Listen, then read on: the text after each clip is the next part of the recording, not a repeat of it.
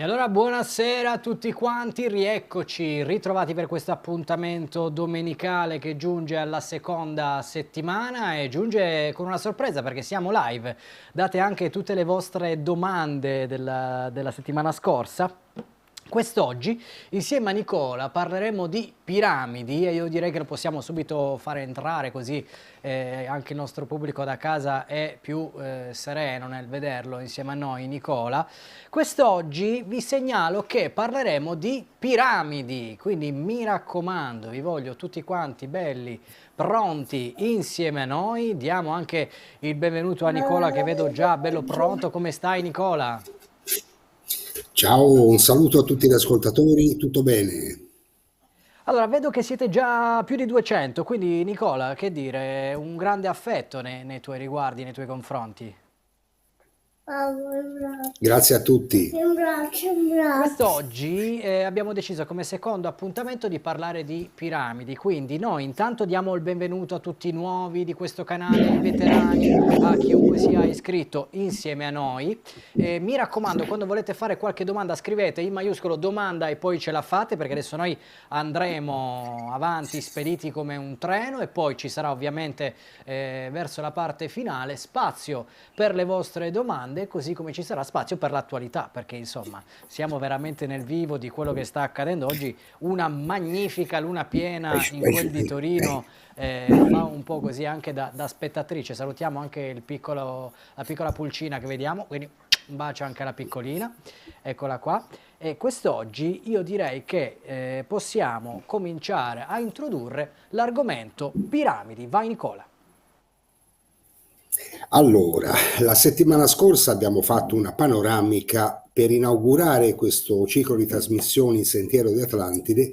Abbiamo fatto una panoramica sui grandi misteri del passato e su una considerazione molto particolare, che la storia del mondo è molto più antica di quanto i libri di scuola tendano a raccontarci e che esiste non soltanto in Europa, ma in tutto il mondo, in Africa, in America, in Asia, testimonianze di grandi civiltà precedenti alla nostra che risalgono ad epoche immense antiche. Dire questo nostro ciclo di che proprio con il tema delle piramidi e ora vi spiegherò perché. Scusate, ho mia figlia piccola che giustamente non sa che è scattata l'ora legale e ogni tanto interverrà.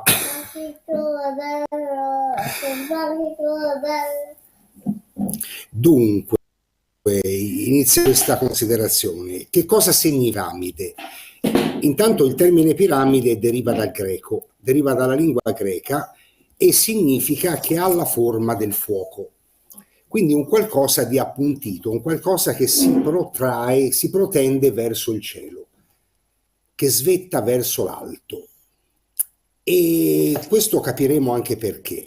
Le piramidi sono presenti in tutto il mondo. Noi siamo un po' abituati ad associare automaticamente le piramidi all'Egitto, perché conosciamo molto bene, o per averle viste di persona o per averle viste sui libri, quelle egiziane. Oppure siamo abituati ad associare le piramidi all'America Latina, al Mesoamerica.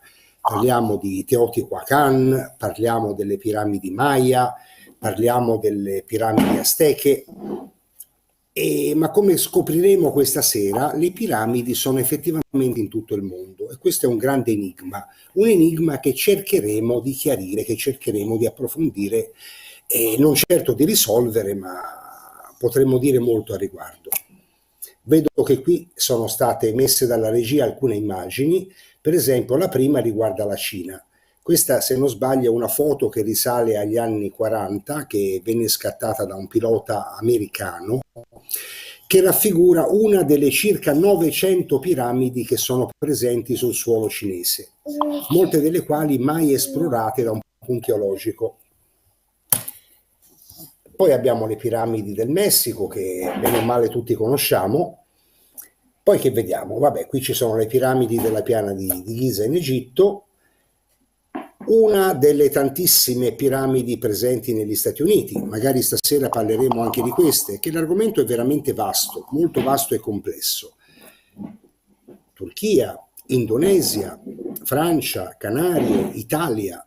E arrivando a parlare dell'Italia, qui ci saranno le vere sorprese, perché vi dimostrerò che l'Italia è assolutamente piena di queste piramidi. Piena di piramidi, poche delle quali sono state ufficialmente riconosciute dagli archeologi. La maggior parte delle piramidi presenti sul suolo italiano, come vedremo, non sono assolutamente accettate come tali dall'establishment archeologico e di conseguenza giacciono coperte da vegetazione e non sono oggetto di seri e approfonditi scavi. Ma prima di arrivare all'Italia, che riserverà le vere sorprese, sorprese molto grosse, vorrei fare una piccola panoramica, perché andiamo un attimo in Egitto.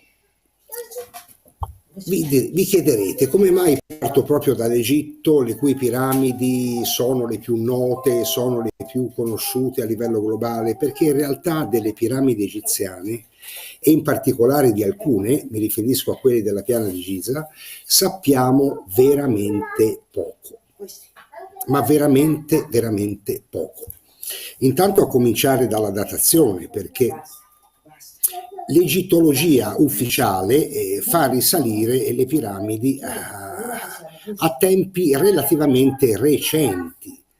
Addirittura qui si parla dell'attribuzione per quanto riguarda la Grande Piramide al faraone Cheope, faraone della quarta dinastia. E qui sorge però un problema. Sorge un problema. In Egitto esistono molte piramidi, costruite in varie fasi della storia di questa grande nazione, che ha avuto una storia ininterrotta di millenni, ma l'elemento che immediatamente traspare da un'analisi di queste strutture è che più si va indietro nel tempo e più queste piramidi sembrano perfette. Sembrano costruite con tecnologie avanzatissime, con cognizioni architettoniche veramente superiori. Invece più ci avviciniamo a tempi recenti, più queste piramidi sono scadenti, tanto che è molto difficile trovare ancora in piedi piramidi di epoca tarda. Inoltre, le piramidi egizie di epoca faraonica, di provata epoca faraonica, sono generalmente identificate come tombe, identificate come sepolcri di faraoni, mentre nelle piramidi della Piana di Giza, mi riferisco alle cosiddette piramidi di Cheope, Chefren e Micerino, non sono mai stati trovati corpi al loro interno. Altro particolare molto interessante: le piramidi di provata età faraonica sono generalmente piene di iscrizioni all'interno. Iscrizioni che sono state raccolte anche in varie pubblicazioni, fra cui un bellissimo corpus che è detto proprio i testi delle piramidi. Generalmente sono iscrizioni di natura religiosa, che contenevano delle istruzioni per l'accompagnamento del sovrano nell'aldilà. Per questo grande passo, per il viaggio ultraterreno, per il ricongiungimento del sovrano con le proprie origini stellari. La piramide di Cheope, di cui ci sarebbe veramente tanto da dire, intanto per le dimensioni imponenti e poi per le misure, perché racchiude sostanzialmente tutte le misure del mondo. La piramide di Cheope contiene il pi greco, ha delle dimensioni che sono una scala perfetta della circonferenza della Terra, dell'equatore. Questo indica che chiaramente chi l'ha costruita aveva una perfetta cognizione della geografia di questo pianeta, della circonferenza del mondo, e conosceva anche ben altro. ma all'interno non ha mai avuto o non sono mai state trovate iscrizioni di alcun tipo, tantomeno iscrizioni in geroglifico egizio. Stesso discorso vale per la piramide di Chefren, stesso discorso vale per la piramide di Micerino. Sono totalmente prive di qualsiasi iscrizione o qualsiasi collegamento che le possa attribuire a questi sovrani. Addirittura esistono degli oggetti che risalgono all'epoca predinastica, fra cui un uovo di struzzo che è conservato al Museo del Cairo, che viene fatto risalire circa al 4500 a.C., e coperto da iscrizioni e da disegni.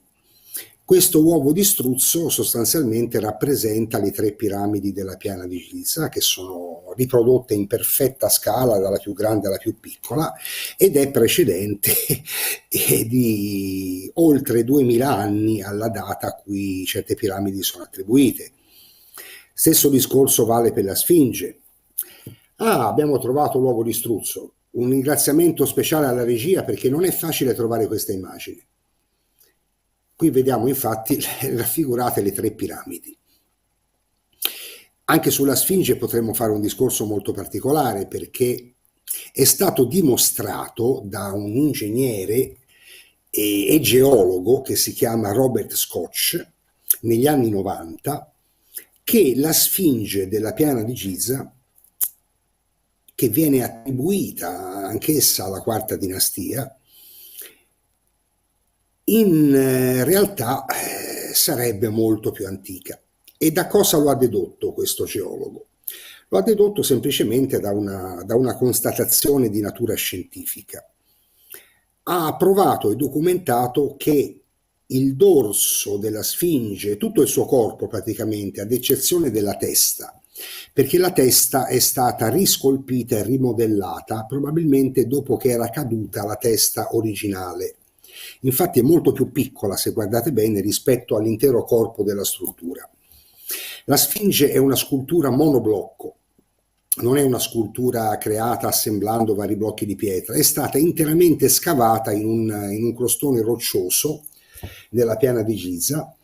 Ci hanno scavato intorno e l'hanno modellata, ed aveva la forma di un leone, chiaramente. E la testa è stata rimodellata con le sembianze di un faraone, peraltro non ben identificato, e il suo corpo è interamente consumato da che cosa, voi vi chiederete. E gli egittologi hanno pensato a lungo, hanno ipotizzato che sia stato consumato e corroso dalle tempeste di vento, cosa assolutamente improbabile, perché se voi avete modo di trovare delle fotografie della Sfinge risalenti anche alla fine dell'Ottocento, prima che venissero condotti gli scavi approfonditi nell'area, la Sfinge era completamente sommersa dalla sabbia, e così è stato per millenni. Emergeva praticamente soltanto la testa. Tutto il corpo della Sfinge era sepolto dalla sabbia, è stato così veramente per un enorme lasso di tempo, ed è quindi improbabile che possa essere stato corrotto dalle tempeste di sabbia e di vento. Invece Robert Scotch ha dimostrato con prove alla mano che il corpo della Sfinge è stato consumato da piogge, acqua, da piogge torrenziali che per millenni hanno colpito questo monumento fino a consumarne completamente la superficie. Ma piogge tropicali in Egitto? Beh, sì, le piogge tropicali in Egitto ci sono state, ma quando? Fino a 6-7 mila anni fa, perché il clima è completamente cambiato. L'Egitto, attualmente desertico, aveva un clima molto simile a quello che oggi possiamo avere nello Zaire, quindi un clima tropicale, umido, molto piovoso.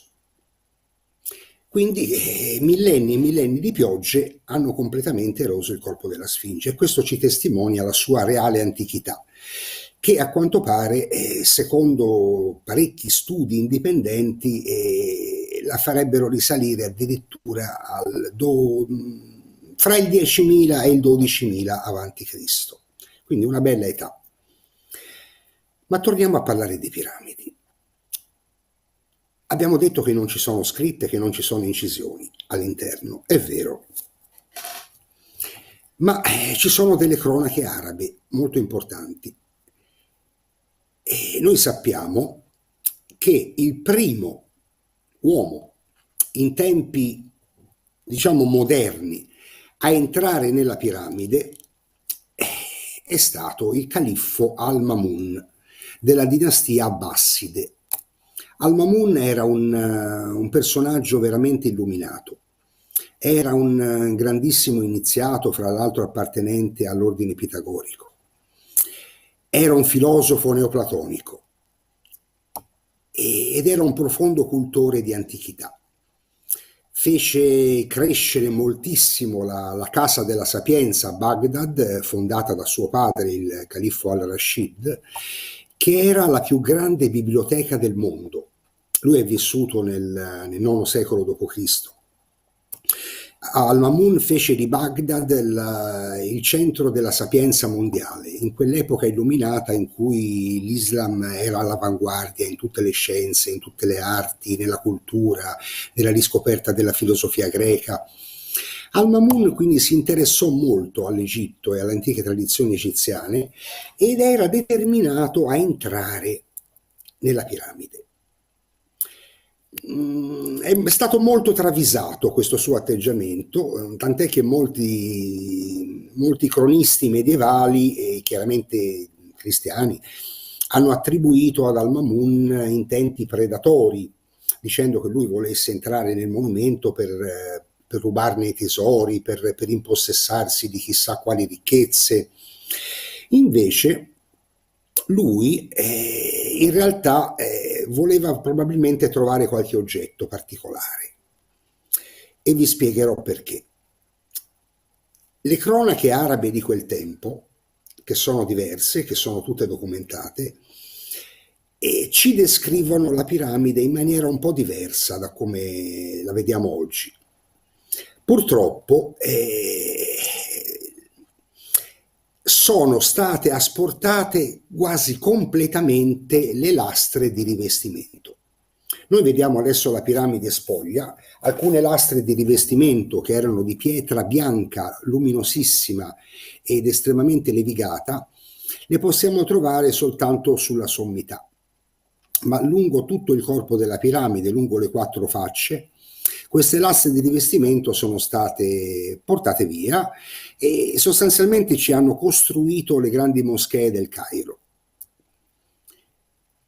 Ma le cronache arabe di quel tempo ci descrivono ancora la piramide, prima che venisse costruita il Cairo, con ancora queste lastre di rivestimento bianche che la facevano risplendere a chilometri di distanza.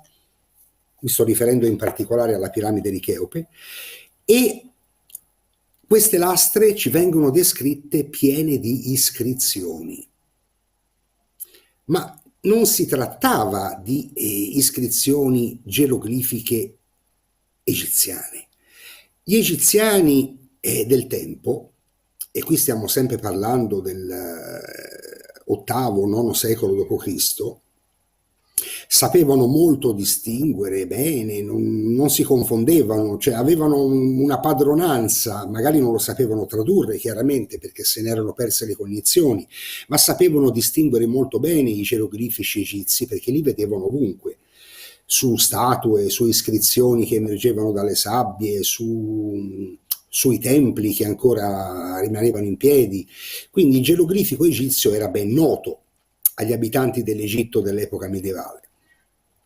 Ma loro, questi cronisti arabi, ci descrivono dei geroglifici che niente avevano a che vedere con quelli egizi, e che ornavano tutte queste lastre di rivestimento, che purtroppo sono finite per costruire buona parte del centro storico del Cairo e anche le grandi moschee. E Al-Mamun entrò nella piramide. Come fece? Lui aveva individuato attraverso tutta una serie di calcoli approssimativamente dove era ubicato l'ingresso. ma lui sbagliò di pochi metri. I suoi calcoli erano sbagliati di pochissimi metri. Avrebbe dovuto entrare qualche metro più su.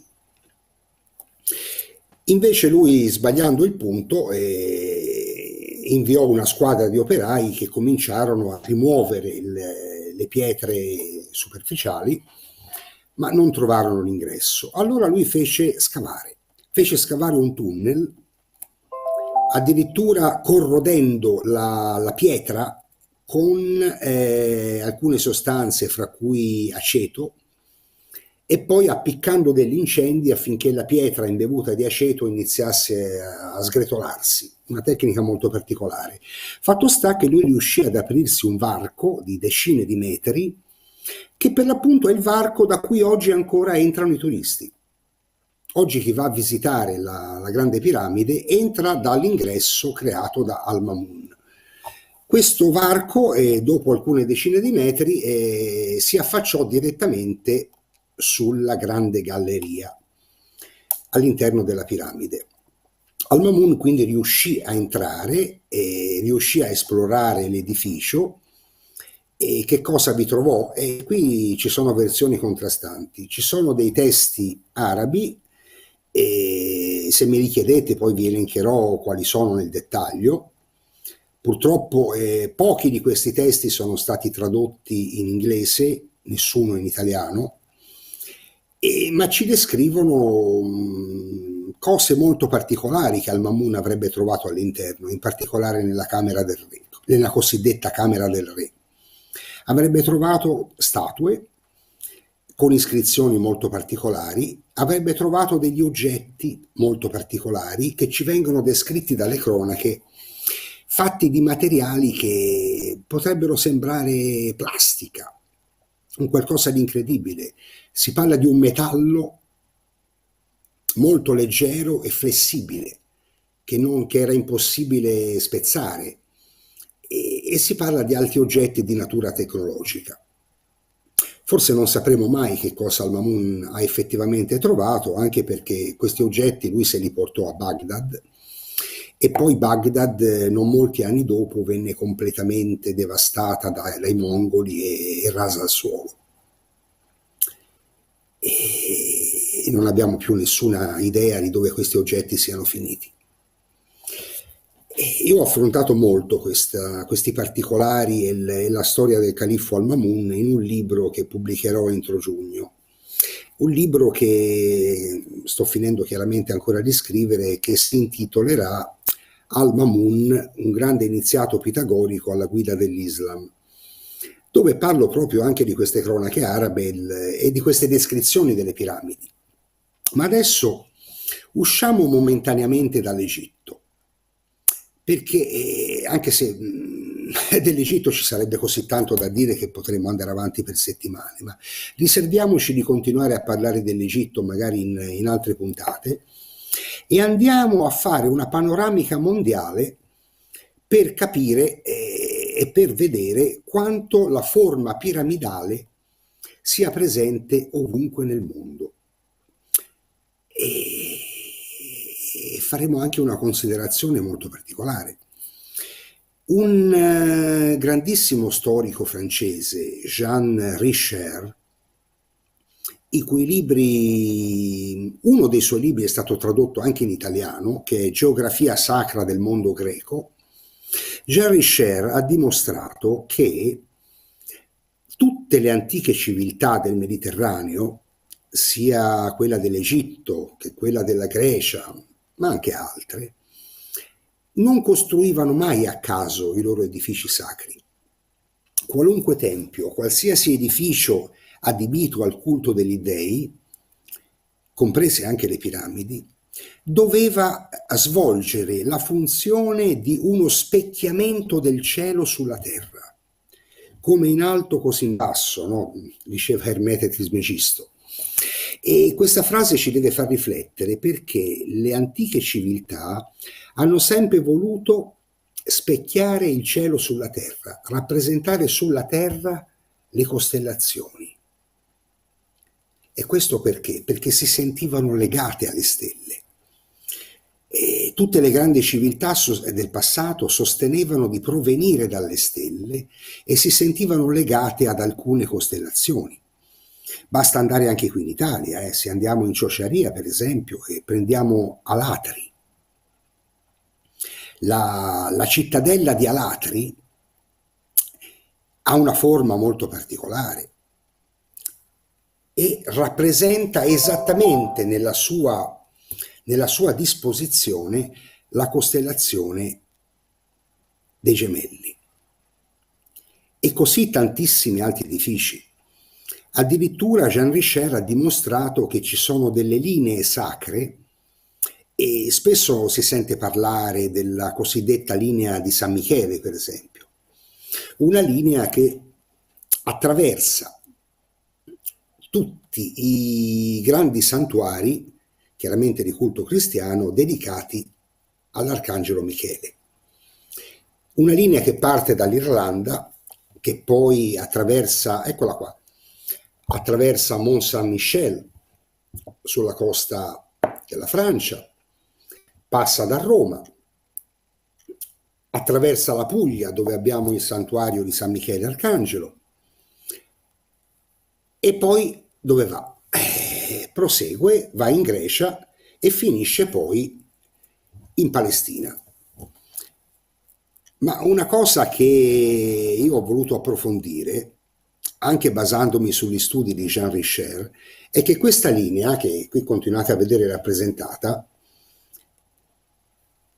sembra che finisca in Palestina, in realtà prosegue ed arriva fino in Mesopotamia, arriva fino nella terra dei Sumeri, mentre nella direzione opposta, se la facciamo proseguire, va esattamente a incrociare un punto nell'oceano dove le antiche tradizioni collocano la mitica terra di Iperborea, da cui proveniva, secondo certi miti, il dio Apollo. E attraversando la Grecia, questa linea passa sopra 3 importantissimi luoghi sacri: il santuario di Dodona in Epiro, poi Delfi e Eleusi. Quindi attraversa i 2 principali santuari oracolari del mondo ellenico, che erano dei punti di congiunzione del cielo con la terra, dove avvenivano veramente i contatti con le divinità, e attraversa Eleusi, che era il massimo luogo sacro dell'Ellade. Tra l'altro, Nicola, aggiungo solo sì, che passa anche da qua vicino, noi trasmettiamo da Torino, c'è la Sacra di San Michele, che è un posto molto, molto particolare. È vero, passa proprio anche di lì. Attraversa sostanzialmente tutti i luoghi che sono poi stati attribuiti all'Arcangelo Michele e che probabilmente sono stati edificati sopra altri luoghi di culto precedenti, perché c'è sempre stato questo sincretismo.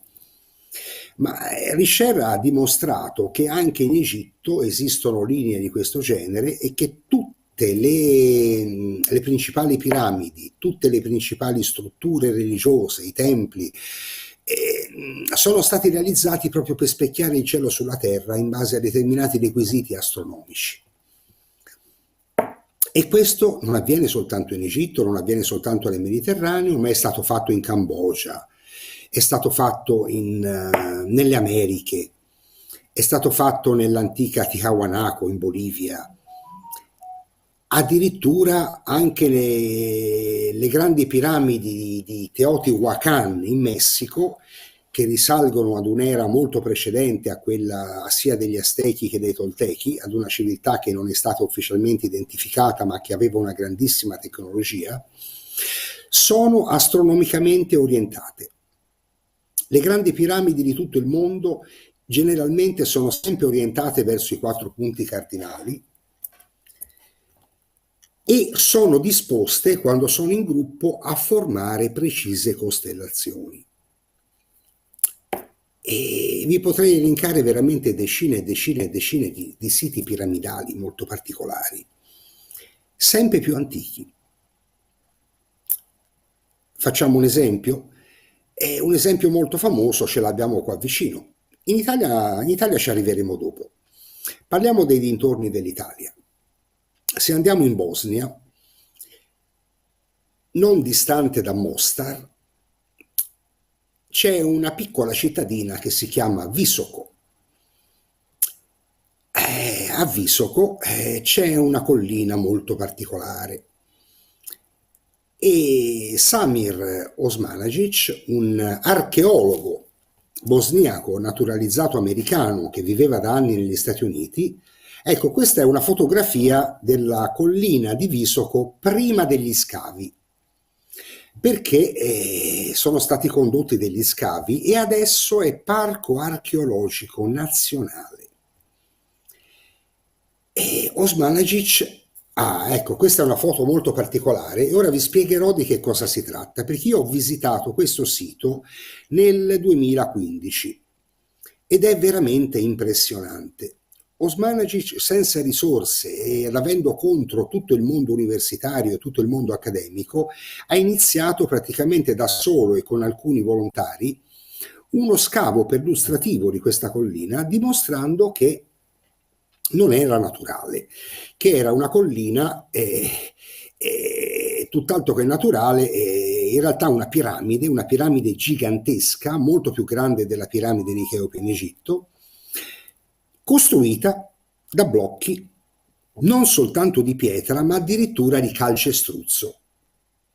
In una delle foto precedenti si vedono molto bene questi blocchi di calcestruzzo sul fianco della piramide, era la foto ancora prima di questa, mi sembra, che sono dei blocchi larghi, eccoli qua, circa 2 metri per 2. Signori, questo è cemento, questo è calcestruzzo. Immaginatevi dei cubi di cemento di 2 metri per 2 assemblati per realizzare i fianchi di questa enorme struttura, che è alta centinaia di metri. Ed è circondata da tantissime altre strutture perché hanno individuato in totale 5 piramidi in quest'area. Quella più grande, che avete visto prima quando era ancora tutta coperta di vegetazione, è stata battezzata la piramide del Sole, ma poi c'è la piramide della Luna, ce ne sono molte altre. Ma la cosa che vi stupirà è che, ecco qui c'è uno schema grafico delle piramidi che sono state identificate in quest'area, e anche un confronto con la piramide del Sole, per esempio, di Teotihuacan o la grande piramide di Cheope. Vediamo come il complesso della piramide del Sole bosniaca sia molto più grande, un qualcosa di incredibile. Ma la cosa ancora più impressionante qual è? Questa grande piramide bosniaca emette delle radiazioni. Dalla propria sommità viene emesso costantemente un fascio di radiazioni che parte verso l'alto in direzione poi della stratosfera, e non è stata ancora individuata la fonte di queste radiazioni. È un qualche cosa che sta nel sottosuolo. E all'interno di questa gigantesca struttura è pieno di cunicoli, tunnel, dove hanno trovato sculture, dove hanno trovato manufatti e addirittura oggetti con iscrizioni. Iscrizioni in un'antica lingua che è stata identificata e trovata un po' ovunque nella penisola balcanica, infatti viene chiamata lingua danubiana, una scrittura vera e propria che chiaramente non è stata ancora tradotta, ma che risale, secondo le testimonianze più antiche trovate su pettini di osso, addirittura al 7-8 mila avanti Cristo. Mentre vedete nei libri di scuola ancora continuano a insegnare che la prima scrittura del mondo è stata il Sumero. Cioè qui in Europa abbiamo veramente le prime forme di scrittura mondiali, la scrittura danubiana 8000 avanti Cristo, e addirittura in Francia la scrittura di Grosel che risalirebbe addirittura a 30.000 anni fa. Ecco, Nicola, ti interrompo solo sì. un attimo, così dico qualcosa che può essere utile a tutti i nostri ascoltatori che in diretta molti stanno facendo delle domande. Noi lasciamo poi alla fine tutta una serie di minutaggi dedicati proprio alle domande perché vi sarete resi conto che a mano che fate le domande a molte viene data risposta immediatamente dopo, a cui mi collego. Fra l'altro poi c'è anche una bella domanda su alcune sfere perfette ritrovate immediatamente fuori le piramidi di Bosnia, quindi voi segnate comunque tutte le domande, laddove poi il discorso di Nicola non andasse a rispondere alle vostre curiosità, alla fine ci sarà spazio, però la diretta serve anche a quello. Scusami Nicola, puoi proseguire. Ok, no, è vero, le sfere ne hanno trovate più di una e anche questa è un'altra particolarità molto curiosa perché un po' in tutto il mondo, vicino a edifici sacri, dal Costa Rica fino all'Australia e anche in Bosnia, hanno trovato delle enormi sfere di pietra perfettamente tonde e non si sa a che cosa servissero e hanno diametri diversi che vanno addirittura fino a 4 metri. Sfere di pietra perfette che di origine ignota, chiaramente realizzate da mano umana, ma non si sa a che cosa servissero e tantomeno chi le abbia fatte. Ma parliamo di datazioni e qui ci saranno le vere sorprese perché il carbonio 14, l'ho spiegato anche la volta scorsa, mi pare di averlo spiegato, se non lo ripeto, è un metodo di datazione che viene usato in archeologia e che si basa sulla decadenza del carbonio radioattivo. È un metodo che serve chiaramente per i reperti organici o che contengono come l'argilla sostanze organiche. Il carbonio 14 tende a dimezzarsi con il tempo e quindi è possibile determinare con un particolare esame neanche troppo costoso l'età di un manufatto o di uno scheletro, per esempio, o di un recipiente d'argilla o di un oggetto di legno, con un margine di sicurezza abbastanza elevato. Chiaramente se si parla di un'età fino a 2000 anni, il margine di oscillazione può essere di più o meno 50 anni. Più si va indietro nel tempo, più questo margine può aumentare. Ma con grande sorpresa sono stati sottoposti all'esame del carbonio 14 dei resti di legno o di sostanze organiche trovate al di sotto di questi blocchi di calcestruzzo della piramide del Sole a Visoko. E blocchi prelevati, resti prelevati non da un unico blocco, ma da vari punti della struttura. Poi i dati sono stati incrociati. Tutti i reperti organici rinvenuti al di sotto di questi blocchi confermavano la stessa datazione. 29.000 a.C., 31.000 anni fa. Cioè, queste piramidi avrebbero 31.000 anni, o quantomeno sarebbero state edificate 31.000 anni fa. Non sappiamo da chi, signori. Abbiamo parlato molto di Atlantide l'altra volta, ma ho anche spiegato che non è esistita soltanto la civiltà atlantidea, che all'epoca, prima di questi grandi impatti cometari che hanno completamente devastato il mondo, il primo nel 10.800 a.C., il secondo nel 9.600, il mondo era molto civilizzato, esistevano culture avanzate un po' dappertutto. Culture che chiaramente hanno lasciato le proprie testimonianze che spesso sono proprio davanti ai nostri occhi e non le sappiamo vedere. Quindi abbiamo parlato delle piramidi bosniache, passiamo adesso all'Italia. Un anno fa mi è capitato di vedere su internet un bellissimo documentario realizzato negli Stati Uniti da un'emittente televisiva americana. Un'equipe di archeologi americani 3-4 anni fa è stata una settimana sul lago di Piediluco in provincia di Terni a fare che cosa? A fare un documentario sulle piramidi di Piediluco che in Italia non conosce nessuno. Su questo splendido lago nel cuore dell'Umbria esisterebbero addirittura 2 gigantesche piramidi perfettamente geometriche, che non sono mai state oggetto di scavi.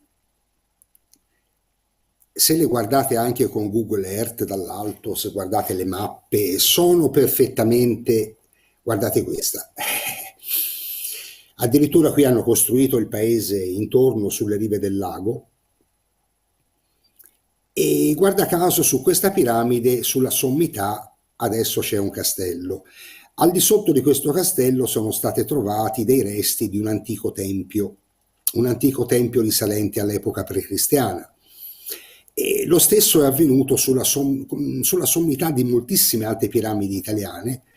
E perché sulla sommità? Perché nei tempi antichi molti luoghi sacri venivano edificati dagli Etruschi, dai Greci, dai Romani, da altre civiltà presenti anche sul suolo italiano, sulla sommità di luoghi sacri precedenti.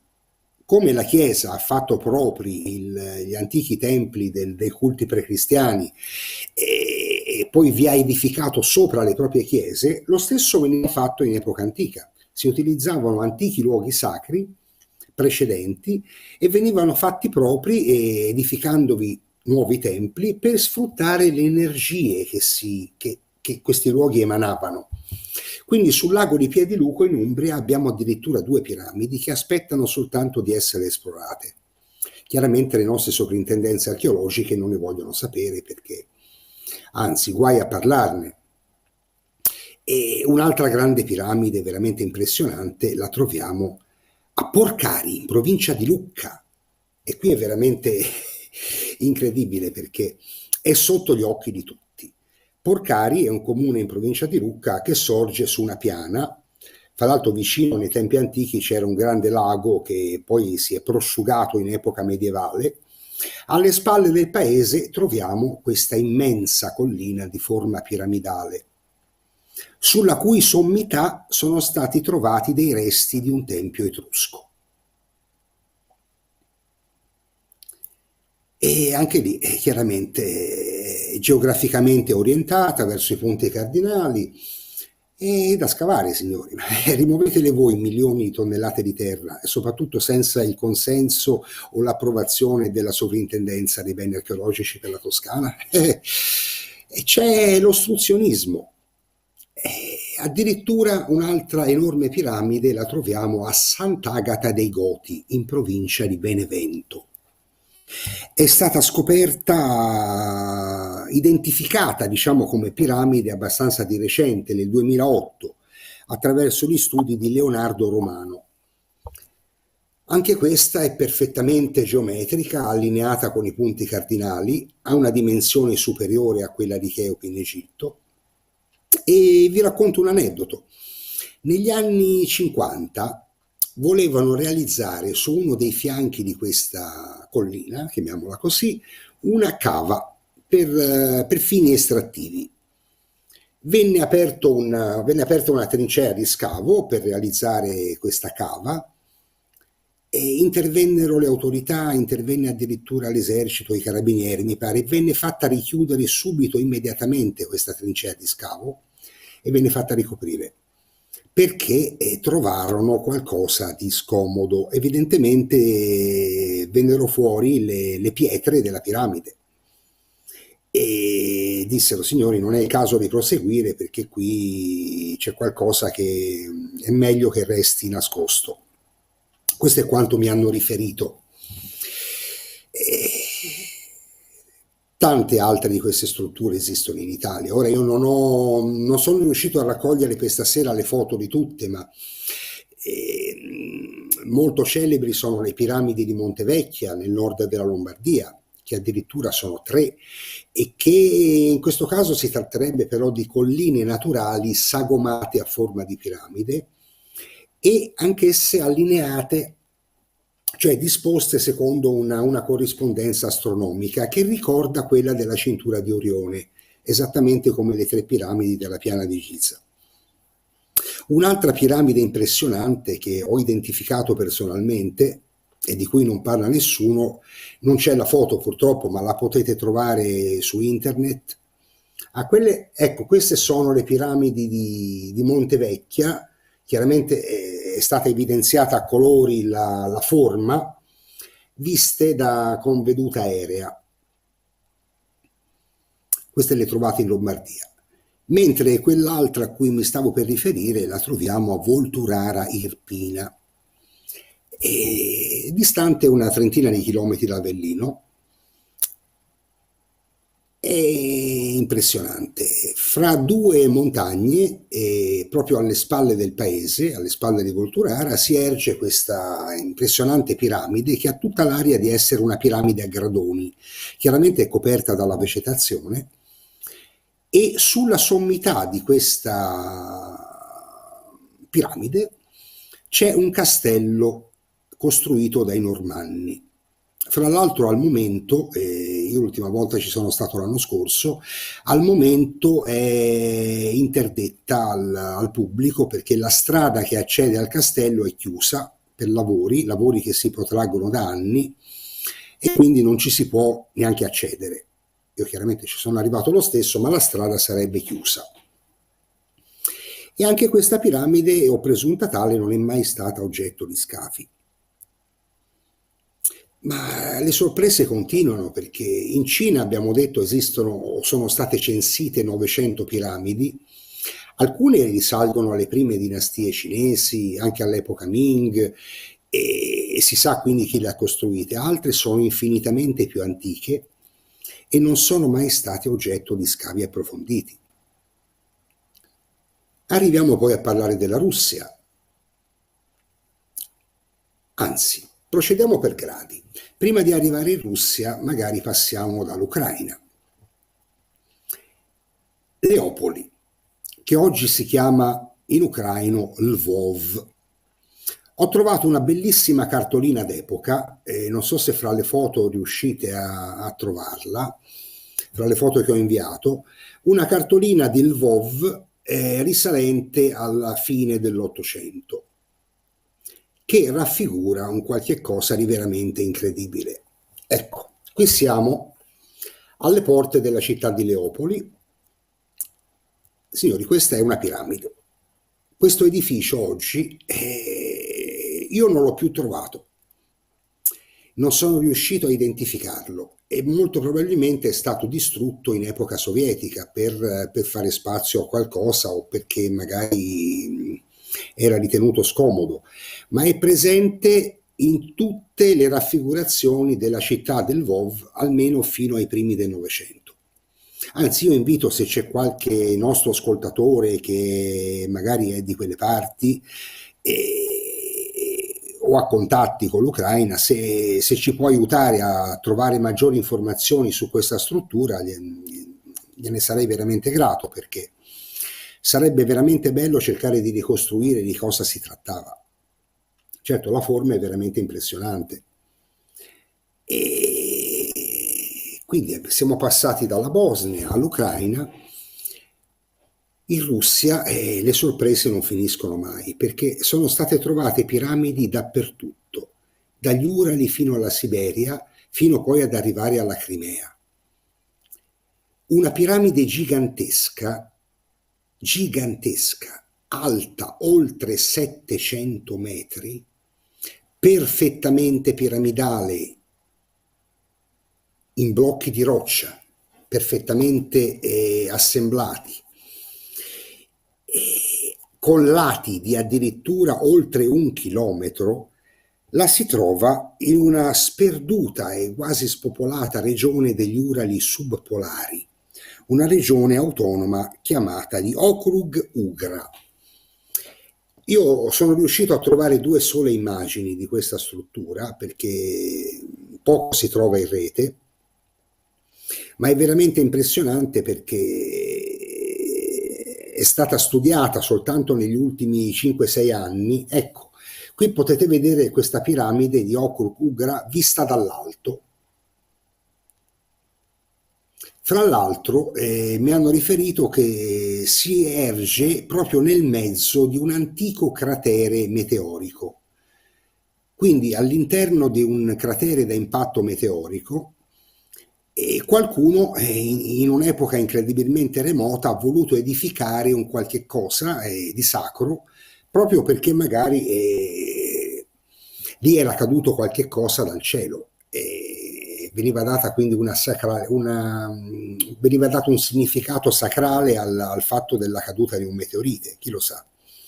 Non lo sapremo mai perché purtroppo non ho notizie dettagliate, non so se vi siano entrati, non so, dalla Russia filtra poco. Ci sono in Russia dei siti megalitici incredibili che risalgono ad epoche infinitamente antiche. La Russia è piena di segreti e piena di misteri.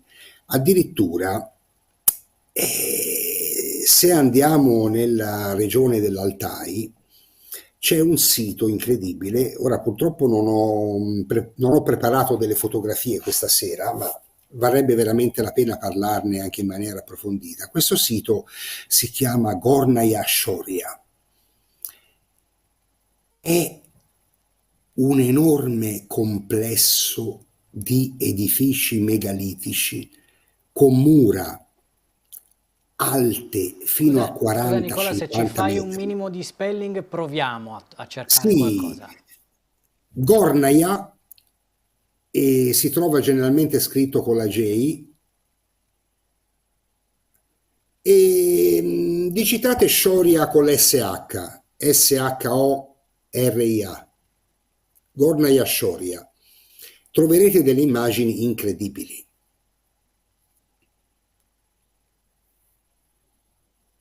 Sì, Perché si parla molto dei blocchi megalitici di Baalbek in Libano, che sono veramente impressionanti, che stanno alla base di uno dei più grandi templi mai costruiti nella storia, blocchi di decine di migliaia di tonnellate, ma vi assicuro che i blocchi e le costruzioni di Gornaya Shoria sono molto, ma molto, ma molto più grandi e risalgono ad un'epoca infinitamente più antica. Qui vediamo una parte di antiche mura, ma qui si vede male, non è una delle foto diciamo più rappresentative, perché è un sito esteso fra l'altro chilometri, come se fossero le rovine di un'immensa metropoli di pietra. Ecco, cioè signori, guardate questi blocchi.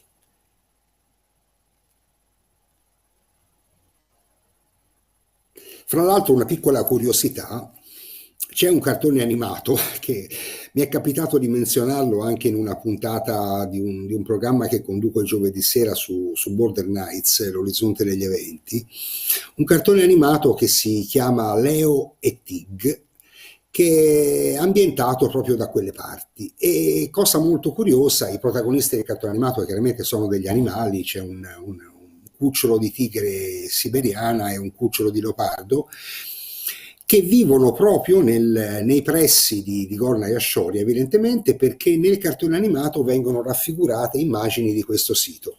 Quindi è una cosa simpaticissima perché si vedono queste enormi strutture dove poi questi animali saltano, si arrampicano. È divertente. Sempre in Siberia sono state trovate poi misteriose cupole di metallo che emanano radiazioni e che addirittura sarebbero capaci di colpire e distruggere meteoriti in avvicinamento alla Terra. Cioè strutture antichissime da cui partono dei raggi che riescono a distruggere meteoriti, come una sorta di arma di difesa. Chiaramente non sappiamo da quanti millenni stiano lì. E soprattutto non sappiamo chi le ha costruite, e questo è il bello. E da Gornaya Shoria passiamo alla Crimea.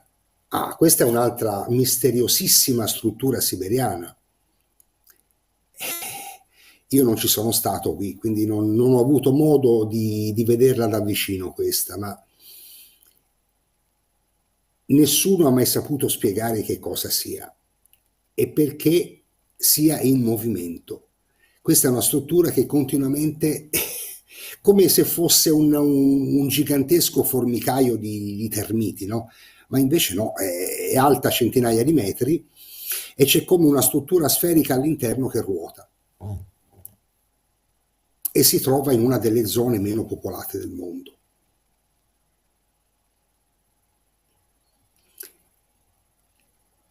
Arrivando per esempio poi in Crimea, sulla costa del Mar Nero, sono state trovate recentemente, solo negli ultimi anni, addirittura 7-8 piramidi perfettamente allineate, anche queste costruite in pietra, antichissime, e in un'altra zona della Crimea, anni fa, negli anni 90, sono state individuate, e questa è una cosa veramente sconvolgente, almeno 3 piramidi sotterranee. Cioè, durante lo scavo di alcuni pozzi idrici per l'acqua, i geologi si sono imbattuti dopo alcuni metri di scavo in una struttura di roccia.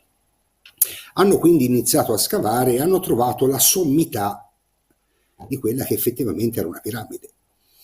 Hanno continuato a scavare e questa piramide era completamente sepolta. E hanno calcolato gli archeologi che per essere stata coperta completamente da detriti e da sedimenti, fino a raggiungere la sommità, devono essere passate decine di migliaia di anni. Qui si parla di decine di migliaia di anni.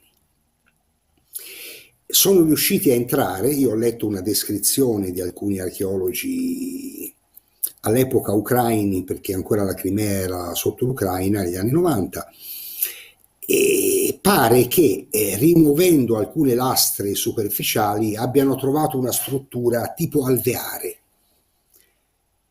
con delle celle di forma esagonali.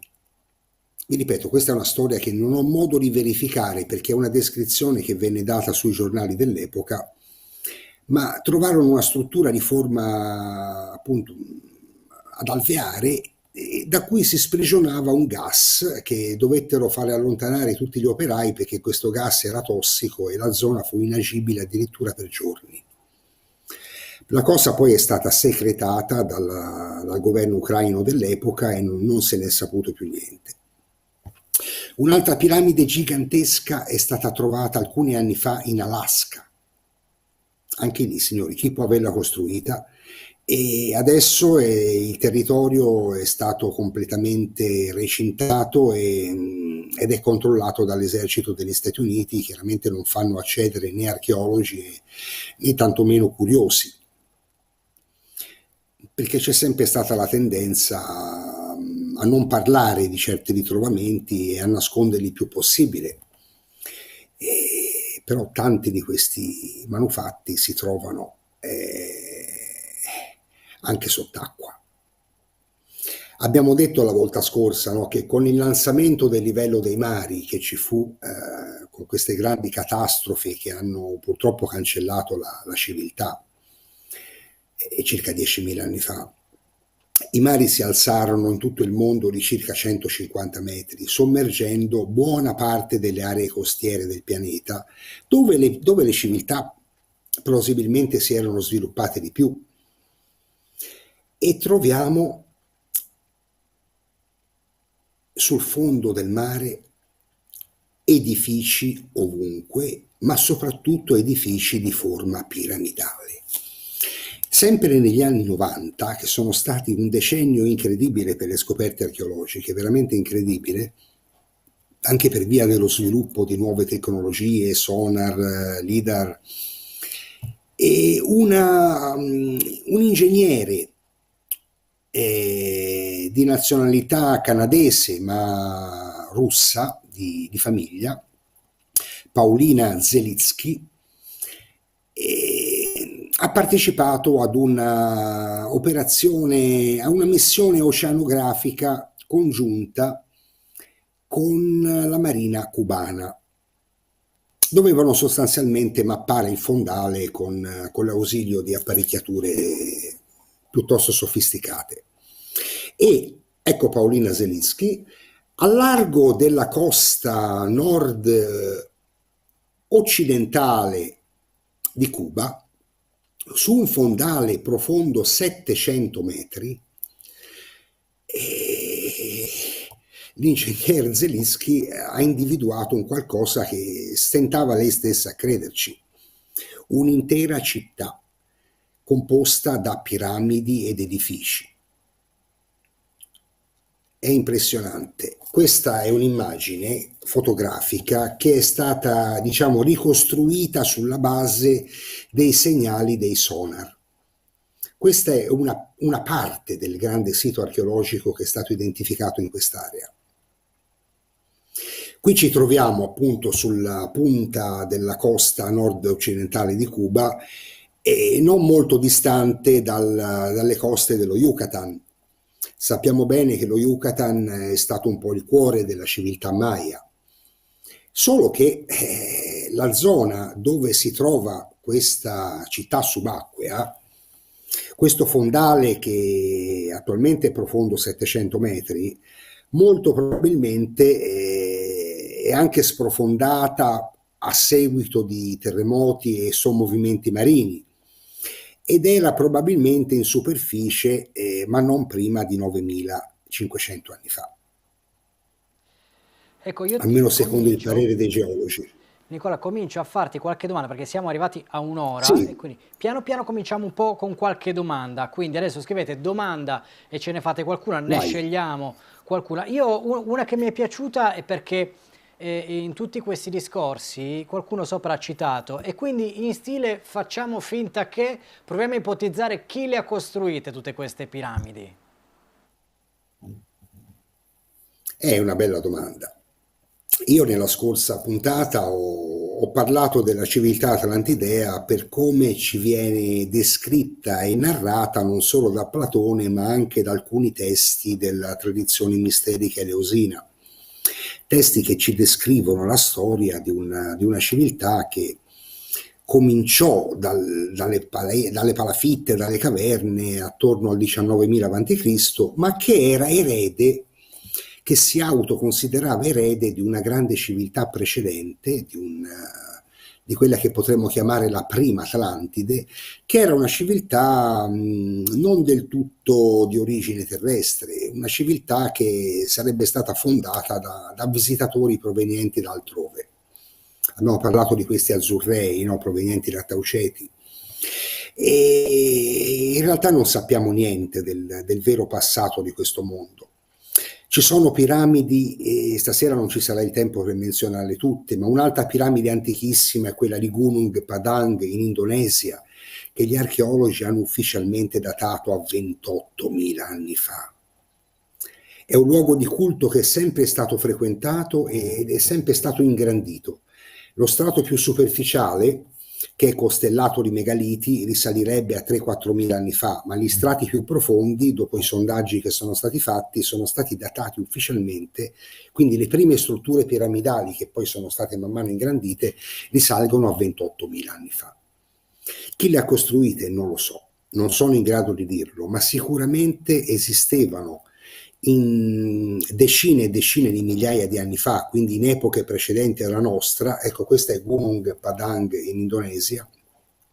Esistevano delle civiltà avanzate che tendevano a specchiare il cielo sulla terra con i loro edifici sacri e avevano una tecnica di costruzione simile in tutto il mondo, perché in tutto il mondo troviamo o la classica piramide a facce lisce o le piramidi a gradoni. Le troviamo in Sicilia, le troviamo in Sardegna, addirittura in Sardegna c'è una struttura che è molto simile a una ziggurat mesopotamica. Le troviamo alle Canarie, le troviamo in Spagna, le troviamo in Francia, le troviamo in Ungheria. E il mondo è costellato di questi edifici che ci parlano di un remoto passato, di cui veramente poco o niente sappiamo. Io spero ora di continuare con i nostri appuntamenti a indagare su questo passato, ogni volta cercando di affrontarne un piccolo aspetto. Ma vediamo se ci sono domande che sono a disposizione per cercare di rispondere. Ci hanno chiesto per quanto riguarda l'Antartide, quindi che cosa c'è, una sorta di datazione, perché anche l'Antartide è un argomento molto interessante. Anche l'Antartide è un bel enigma. Fra l'altro voglio fare un regalo agli ascoltatori di questa trasmissione. Io ho un oggetto che proviene dall'Antartide, che mi è stato donato da un vescovo russo della Chiesa ortodossa russa, che ha partecipato ad una particolare spedizione in Antartide alcuni anni fa. Ve lo voglio mostrare. Queste sono le cose che ci piacciono, quindi attenzione, non lo sapevamo neanche noi, questi sono i colpi di scena che ci piacciono. È una statuetta di pietra, è alta circa 20 centimetri, molto consumata. Questa è stata in prossimità della costa, vicino a una base scientifica russa. Questa statuetta è chiaramente un manufatto, è scolpita da mano umana e raffigura forse una divinità. C'è una testa, c'è il segno di qualcosa che sembra un seno, delle gambe, chiaramente molto stilizzata, sembra una sorta di dea madre. È molto difficile sapere chi l'ha fatta, chi può averla realizzata. E sta di fatto che mi hanno riferito che manufatti simili ce ne sono tanti in quell'area. E oltre a questo non ho altri elementi da darvi. Io la conservo perché è stato un regalo molto gradito, ma spero un giorno di poterne sapere di più a riguardo. L'Antartide è piena di rovine. Sotto i ghiacci dell'Antartide hanno trovato di tutto ed è uno dei paesi, uno diciamo dei continenti più censurati del mondo, perché non ci si può andare, e addirittura stanno molto attenti anche agli scienziati che ci vanno. Si deve superare determinati requisiti anche di segretezza. E in Antartide hanno individuato non solo piramidi, ma addirittura intere città sotto il ghiaccio. L'Antartide era in buona parte in aveva un clima molto diverso, era in buona parte libero dai ghiacci, lo dimostrano antiche carte geografiche, lo dimostrano anche analisi dei fossili. Hanno trovato resti di foreste molto simili a quelle scandinave, quindi l'Antartide era abitabile in buona parte e sicuramente popolato. E addirittura, magari di questo ne parleremo la prossima volta, hanno trovato delle strutture incredibili. E questa è un'altra fotografia impressionante di strutture presenti in Antartide, ma c'è anche una struttura che è molto simile nella forma a Castel del Monte, che si trova in Puglia. Una struttura di forma esagonale, solo che costruita in diorite nera, in pietra nera. Ma ve ne parlerò la prossima volta perché è una storia molto lunga e complessa. Molto volentieri, così cominciamo anche a delineare i prossimi argomenti. Ci chiedono di Aztlan, di cui avevamo accennato forse anche con Malanga, che poi dopo torneremo, e di Lemuria, quindi se puoi accennare anche qualcosa su Lemuria, che viene spesso accomunata ad Atlantide. Sì, di Lemuria in realtà ne sappiamo veramente poco. Si ipotizza che sia stato un antico continente presente nel Pacifico. E in effetti nel Pacifico c'è il grande assente. È la distesa marina più grande del mondo e tutto ci porta a pensare che ci sia stato un grande continente, perché lo stesso fondale del Pacifico ha come mangiato qualcosa, è come se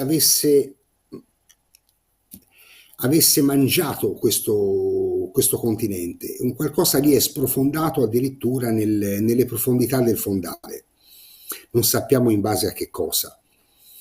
E sono stati scritti parecchi libri, ma effettivamente di quella che può essere stata questa ipotetica civiltà di Mu non so dirvi se esistano testimonianze concrete, al di là dei miti e delle leggende, perché si parlerebbe di una civiltà ben precedente a quella atlantidea, forse antica di decine di migliaia di anni, ammesso che sia esistita questa civiltà, vi ripeto, perché non ho elementi di prova. Poi molti anche prima ci hanno chiesto se effettivamente, come detto anche in altre puntate, vicino alle piramidi ci fosse molta acqua, quindi molte delle piramidi sostassero in zone con molta acqua, e ci andiamo a collegare anche agli studi di Malanga, che tu so che conosci, se vuoi accennare anche per quanto concerne la piramide di Cheope, e quindi con questa camera della resurrezione, della rigenerazione, dell'allungamento della vita. Quindi un collegamento su questo.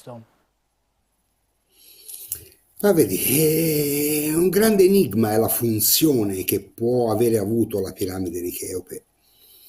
Una cosa è certa, non so se avesse la funzione di camera di lunga vita o di resurrezione, ma è molto più probabile che avesse una funzione di tipo scientifico ed energetico. È infatti dimostrato che all'interno della piramide c'è stata in epoca molto antica un'enorme esplosione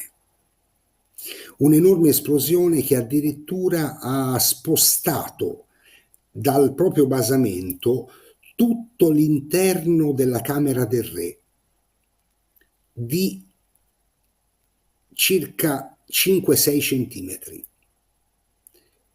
e le stesse pareti della grande galleria, che sono fatte di granito levigato, perfettamente liscio, fino ad alcuni anni fa erano considerate di pietra arenaria, perché non riconoscevano dal colore che fosse granito, perché è stato poi dimostrato sono state come carbonizzate in superficie da un'enorme ondata di calore. Quindi all'interno della Grande Piramide sicuramente è successo qualcosa di incredibile in tempi antichi, molto antichi, un'esplosione che probabilmente ha mandato in cortocircuito e ha reso inutilizzabile quella che io ritengo fosse una grande centrale energetica, un'enorme centrale per produrre energia. È una delle ipotesi più affascinanti, ma per quanto ci si giri intorno è l'ipotesi che è più plausibile e che più salta fuori.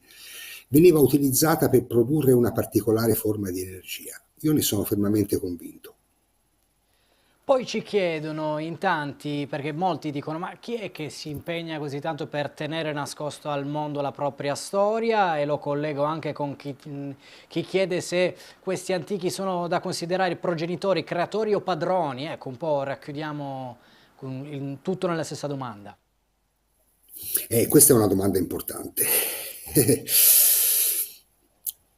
Io ho cercato di spiegare, chiaramente non ho la verità in tasca e non pretendo di averla, ma ho diciamo delle particolari teorie. E ritengo che l'umanità presente sulla Terra oggi sia frutto, sicuramente in parte è originaria della Terra, ma ci sono particolari parti dell'umanità che molto probabilmente sono frutto di esperimenti genetici o di incroci con civiltà provenienti dallo spazio. Molti indizi ce lo fanno pensare, tutte le mitologie del mondo ce lo confermerebbero. Quindi probabilmente ci sono dei nostri progenitori, ci sono anche dei nostri padroni, che magari non corrispondono, magari che non sono gli stessi. Non è detto che quelli che sono stati i nostri progenitori poi siano stati sconfitti e cacciati da quelli che attualmente magari sono i nostri padroni, o quelli che comunque pensano di fare di noi quello che vogliono, di imporci quello che vogliono. Ecco, poi ci chiedono se in Egitto ti risulta ci siano piramidi sepolte nascoste, che l'archeologia ufficiale ben presto ne annuncerà l'esistenza, quindi se c'è qualche imminente rivelazione. Ma sai, è difficile perché sanno tanto e parlano poco. Lo stesso Zaki Hawass, per quanto sia un personaggio molto simpatico, ha sempre svolto purtroppo il ruolo di negatore d'ufficio di certe realtà. A volte le conferma, poi si rimangia quello che dice. È un personaggio molto controverso. E anni fa ammise in un'intervista l'esistenza di certi tunnel che vanno al di sotto della piana di Giza, che addirittura partono dal corpo della Sfinge. Poi negò di avere mai fatto affermazioni simili. Poi ha accompagnato la regina Sofia di Spagna negli anni 90 a fare un giro dell'area di Giza e l'ha fatta entrare in tutti questi tunnel, mostrandoglieli e dicendo alla televisione di aver accompagnato la regina Sofia di Spagna all'interno dei tunnel dentro la Sfinge. Cioè, quindi conferma e smentisce, conferma e smentisce. In realtà lì c'è il mondo. Esiste una seconda Sfinge che è completamente sepolta nell'unico luogo dove non è mai stato effettuato un solo scavo nella piana di Giza. La concessione di scavo di quella collina ce l'ha una università americana e non ha mai scavato. In realtà è un luogo tabù perché non vogliono dire al mondo che esiste una seconda Sfinge la cui testa è ancora di leone. E piramidi sommerse sicuramente ce ne sono, ma è difficile che una piramide sia interamente sommersa dalla sabbia, anche perché erano edifici di grandi dimensioni. Ci sono molte tombe coperte dalla sabbia e nascoste, ma piramidi è già più difficile. Ci sono piuttosto delle enormi strutture antiche nascoste al di sotto del territorio egiziano. Strutture che sono state trovate già negli anni 30, esistono descrizioni degli archeologi che le hanno visitate e che il problema è che risalgono ad una civiltà precedente a quella egizia e non se ne vuole parlare, è scomodo. Anche la grande piramide di Dashur, è chiamata la piramide rossa, racchiude all'interno i resti di un edificio precedente, un edificio completamente consumato dal tempo. Si vedono dei blocchi monolitici sul fondo di un antico pozzo che fanno parte di un muro antichissimo, blocchi giganteschi, anche quelli consumati ed erosi da millenni di piogge tropicali. Poi dopo, millenni dopo, ci hanno edificato una piramide perché quello era un luogo sacro, ma hanno lasciato aperto un pozzo proprio probabilmente era come un museo per loro, per gli antichi egiziani, affinché si vedessero i resti dell'edificio precedente. Poi ci chiedono Sottoterra c'è di tutto. cosa ne pensi delle teorie raccontate da Stuart Swerdlow.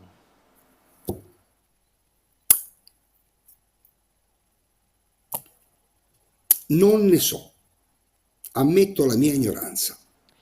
Sempre se non hanno scavato, vediamo un pochettino, mi vado a collegare anche a chi si vorrebbe ricollegare subito. Allora, abbiamo due ipotesi. Una, un riepilogo precedente perché la cosa dei 4 sessi ha affascinato tantissimo. L'altra, vorrebbero subito collegarsi con l'attualità e quindi entrando in attualità ci chiedono che cosa trasportasse questa nave che misteriosamente un fluscello di vento ha fatto mettere di traverso, facendo miliardi di dollari al giorno di danni. Ecco, da dove vogliamo partire? Ma vedi, ora è un riepilogo della puntata precedente, ora siamo già oltre i tempi, non ce la faremmo. E magari tornerò su questo argomento la prossima volta perché ho appena cominciato a parlarne. E se vogliamo invece parlare di attualità, anche lì è un bel problema, perché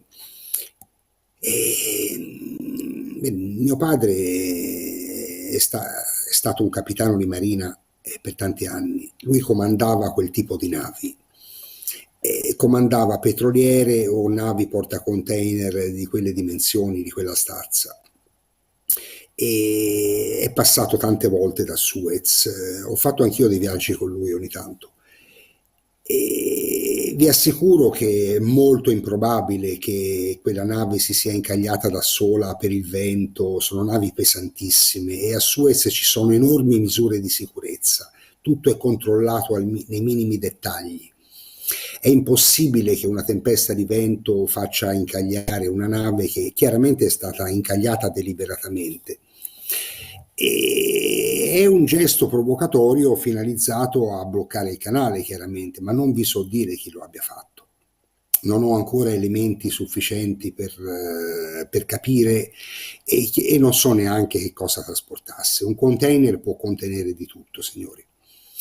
Può contenere armi, può contenere cibo in scatola cinese, involtini primavera, wonton fritti, oppure anche cadaveri, oppure armi di qualunque tipo. Io vi dico soltanto una cosa: una volta a Napoli, nel porto di Napoli, pochi anni fa, una gru che stava caricando dei container su una nave però in partenza per la Cina e fece cadere un container che si schiantò al suolo. E la cosa poi è stata un po' tacitata, ma questo container era pieno di cadaveri di cinesi, fra l'altro morti in Italia, che erano stati congelati per rispedirli al paese d'origine dove volevano essere sepolti, in barba chiaramente senza permessi, senza autorizzazioni, ma loro fanno così. E quindi un container può contenere veramente di tutto, non lo so, non è trapelato niente sul contenuto del carico di questa nave. Sta di fatto che sta bloccando ancora l'economia mondiale perché da Suez passa il mondo. Questa è un'operazione che danneggia prevalentemente la via della seta cinese, perché l'80% del traffico che passa da Suez è tutto il commercio con la Cina praticamente, perché è l'asse est-ovest, tutto il commercio con dell'Asia e della Cina con l'Europa e con il resto del mondo passa da Suez. Fantastico. Mi collego, così poi magari cominciamo ad anticipare quello che potrebbero essere argomenti delle prossime puntate, o se lo sai già, l'argomento della prossima settimana, quindi tutte le domeniche alle 21, oggi 21:30 perché c'era la diretta. Però un'ultima domanda è, molti chiedono l'India, e quindi l'India, e quindi le piramidi, quindi vediamo un po' se apriamo un argomento sulle prossime puntate. Guarda, c'è tantissimo da dire sull'India. C'è Graham Hancock, che è un grandissimo scrittore che da anni si occupa di questi miti e di queste civiltà scomparse. Lui fra l'altro ha la moglie indiana, è stato molto in India e ha seguito da vicino la scoperta di due metropoli che sono state individuate nel Golfo di Bombay. Metropoli che risalgono alla civiltà dravidica, alla prima grande civiltà del subcontinente indiano, una civiltà che era collegata con quella di Harappa, di Mohenjo-daro. Sono due metropoli gigantesche che sono menzionate negli antichi testi, menzionate anche dal Mahabharata, che sono state sommerse, chiaramente erano alla foce di due grandi fiumi, sono state sommerse circa 10.000 anni fa. E quindi l'India è ricca di misteri e ha un passato antichissimo. Magari potremmo dedicare un giorno una trasmissione proprio sull'India. Ma io la prossima volta invece vorrei parlare delle tecnologie antiche misteriose, perché ci sono cose veramente sorprendenti.